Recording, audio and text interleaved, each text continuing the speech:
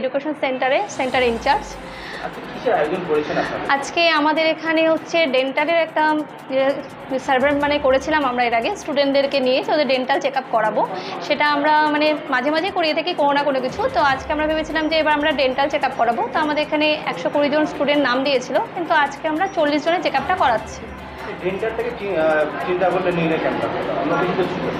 দেখুন না, আমরা যতদূর জানি যে হচ্ছে দাঁত থেকে অনেক ধরনের সমস্যা কিন্তু আসে, ঠিক আছে। যখন আমরা সাধারণত কিছু টেস্ট করতে যাই হসপিটালে, দেখি যে হয়তো সুগার টেস্ট করে যাবো, আগে বলবে আপনি একটু দাঁতটা চেক আপ করে নিন, কিন্তু বলা তো যায় না কখন কার কি অসুবিধা হয় না হয়। তাই আমরা প্রথমে ভালো একটু ডেন্টাল চেক আপ করি, এরপর আমরা আরও বিভিন্ন চেক আপের ব্যবস্থা করবো। এই মুহূর্তে আমরা এটাই রেখেছি আপাতত, একদম সম্পূর্ণ বিনামূল্যে।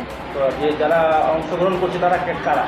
এরা হচ্ছে আমাদের ব্রাঞ্চের কিছু স্টুডেন্টও রয়েছে, এবার বাইরেরও কিছু লোক রয়েছে, তারা নাম দিয়েছিল, আমরা পোস্ট করেছিলাম ফেসবুক এবং বিভিন্ন লোককে বলেছিলাম, সেখান থেকে তারা নাম দিয়েছিল। তো তাদেরই আমরা চেক আপ করছি। তো নাম তো অনেক পড়েছিল, কিন্তু এই মুহূর্তে আমরা 40 জন করছি, নেক্সট ডে আরও করবো। না, চেক আপ করা হচ্ছে, যদি কোনো ওষুধ দরকার হয় ম্যাম সাজেশন দিচ্ছে, সাথে আমরা কিছু ওষুধও দিয়ে দিচ্ছে ম্যাম।